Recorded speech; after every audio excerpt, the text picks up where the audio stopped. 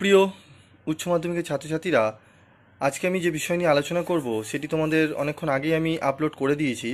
যাই হোক, অনেকে একটু বুঝতে অসুবিধা হচ্ছে যেহেতু একটু স্কিপ করে করা হয়েছে, মানে স্ক্রলটা খুব রানিং করা হয়েছে, তাই অনেকে বুঝতে পারছে না, অনেকে বলে যে একটু হেজি আসছে। তো আমি আবার তোমাদের দিলাম, তোমরা একটু ভালোভাবে দেখে নাও। তো দেখো, পার্ট বি এর যে সলিউশনগুলো সেগুলো একটু দেখে নাও। প্রথম প্রশ্ন, যে মানব সম্পদ উপাদান ছাড়া উৎপাদনের সমস্ত উপাদানই অর্থহীন, উক্তিটি করেছেন ড্রাকার। নিয়ন্ত্রণ কার্য হলো, এখানে তোমরা বলছো যে এ ও বি, আমারও এটি মনে হয়েছিল, কিছু কিছু বইতে অগ্রগামী রয়েছে, তো এটি সিও উত্তরটা যুক্তিযুক্ত, এ এবং বি উভয়ই। তবে আমি অগ্রগামী এখানে দিয়েছি, তো যারা এখানে এ ও বি উভয়ই দিয়েছো তাদেরও ঠিক হবে। এ যারা দিয়েছো তারা একটুখানি ওয়েট করে যাও, বোর্ডের অ্যান্সারটি বেরোলে তোমরা বুঝতে পারবে। তোমরা বইতেও কিছু কিছু জায়গা দেখবে অগ্রগামী রয়েছে। যাই হোক, এটি এ ও বি উভয়ই হবে, এটিও অ্যান্সার তোমাদের হবে। তো দেখো 2। আচ্ছা 3, নিয়ন্ত্রণ হলো ব্যবস্থাপনার শেষ কাজ, একদম সোজা প্রশ্ন, তোমরা সকলেই পেরেছো। আচ্ছা, নিম্নলিখিত কোনটিকে ব্যবস্থাপনার সারবস্তু বলা হয়? সংযোজন। নিচের কোনটি নিয়ন্ত্রণের একটি বৈশিষ্ট্য নয়? নিয়ন্ত্রণের বৈশিষ্ট্য নয়, এটি সামাজিক প্রক্রিয়া, কারণ নিয়ন্ত্রণ একটি লক্ষ্যমুখী প্রক্রিয়া, ধারাবাহিক প্রক্রিয়া, যাচাইকরণের প্রক্রিয়া, কারণ আমরা যাচাই করি নিয়ন্ত্রণের মাধ্যমেই যে পরিকল্পনা অনুযায়ী আমাদের কার্য সম্পাদন হয়েছে কিনা ঠিক মতো। তো যাই হোক, পরের প্রশ্নে আসছি। দেখো, সমস্ত ব্যবস্থাপনাগত কাজের চাবিকাঠি হলো পরিকল্পনা। পটস্কপ কথাটির প্রবর্তক হলেন লুথার গ্যালিক। ব্যবস্থাপনা হলো সমাজবিজ্ঞান। মুখ্য হিসাব আধিকারিক কোন স্তরের অন্তর্গত? মধ্য স্তরের। আধুনিক ব্যবস্থাপনার নীতিগুলি হলো 14টি। পরিকল্পনা প্রণয়নের ড্যাশ কর্মপন্থা স্থির করার সঙ্গে যুক্ত। ভবিষ্যৎ। কেন্দ্রীকরণ বলতে বোঝায় সিদ্ধান্ত গ্রহণে কর্তৃত্ব বজায় রাখা। ব্যবস্থাপনা স্তরের সংখ্যা কমপক্ষে হলো 3টি। বৈজ্ঞানিক ব্যবস্থাপনার জনক এফ.ডব্লিউ. টেলর। আচ্ছা, গতি কর্মকর্তাকে।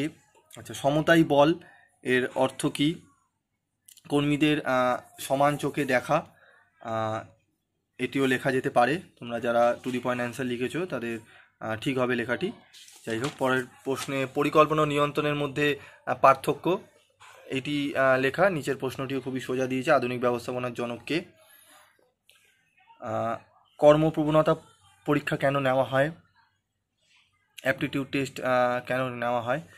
আচ্ছা, প্রবেশন ও নির্বাচনের মধ্যে একটি পার্থক্য লেখো। প্রবেশন পদ্ধতি সহজ ও সরল, এটি জটিল পদ্ধতি। সহযোগিতা ও সংযোজনের মধ্যে পার্থক্য, স্বেচ্ছামূলক প্রক্রিয়া সহযোগিতা এবং সংযোজন হলো উদ্দেশ্যমূলক প্রক্রিয়া। সার্বিক বাজেট কি? রৈখিক সংগঠন কাকে বলে? রৈখিক সংগঠন তোমরা একটু দেখে নাও ভালো করে। আমার যতটুকু মনে ছিল এই কম সময়ের মধ্যে আমি লিখে করতে পেরেছি কেন। আচ্ছা, 1 নম্বর, কারবারের অর্থনৈতিক দক্ষতা পরিমাপের মানদণ্ড কোনটি? আর্থিক তারল্য। দৈনন্দিন কাজ চালানোর জন্য কারবারের কোন মূলধন প্রয়োজন? কার্যকরী মূলধন। বিজ্ঞাপনের লক্ষ্য হলো পণ্য প্রসার। বিপণনের প্রথাগত ধারণার মধ্যে নিচের কোন ধারণাটি পড়ে না? উৎপাদনমুখী। মুনাফা সর্বাধিকরণ হলো সংকীর্ণ ধারণা। ইবিআইটির অর্থ হলো earning before interest and tax.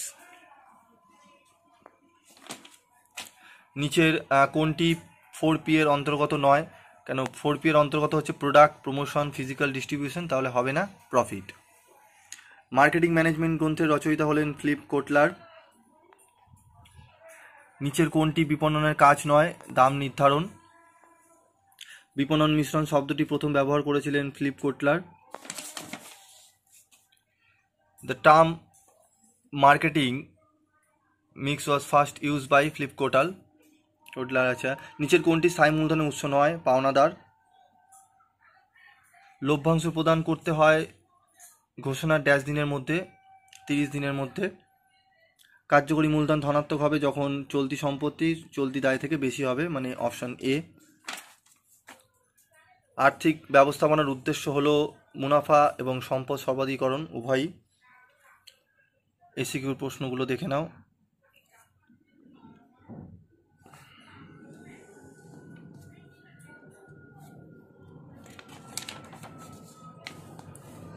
4C এর উপাদানগুলির নাম লেখো।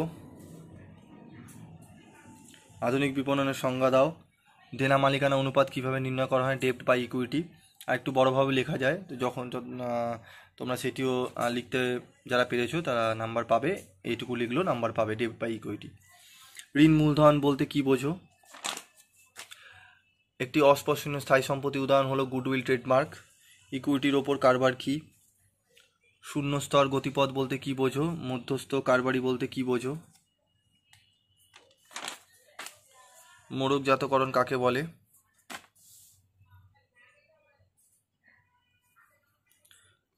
ব্র্যান্ডিং কি?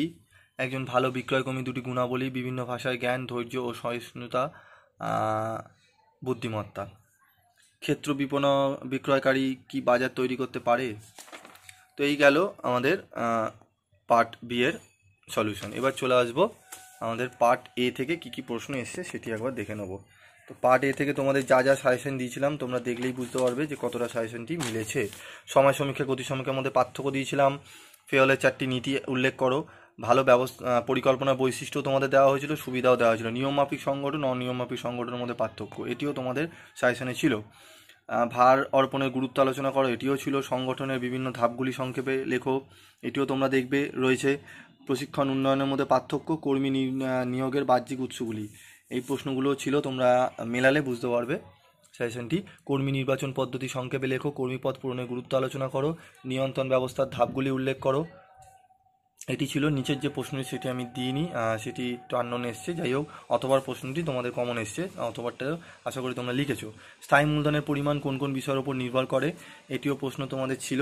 কারবারের আয়তন, কারবারের প্রকৃতি, মূলধন সংগ্রহের ব্যয়, স্থির মূল সম্পত্তি ক্রয়, প্রতিস্থাপন ও সম্প্রসারণ, এইসব পয়েন্টগুলো থেকে তোমাদের অ্যান্সারগুলো লিখতে হতো। আচ্ছা, আর্থিক ব্যবস্থাপনার কাজ, উদ্দেশ্য, গুরুত্ব তোমাদের দিয়েছিলাম, সেটি দিয়েছে, আলোচনা করো।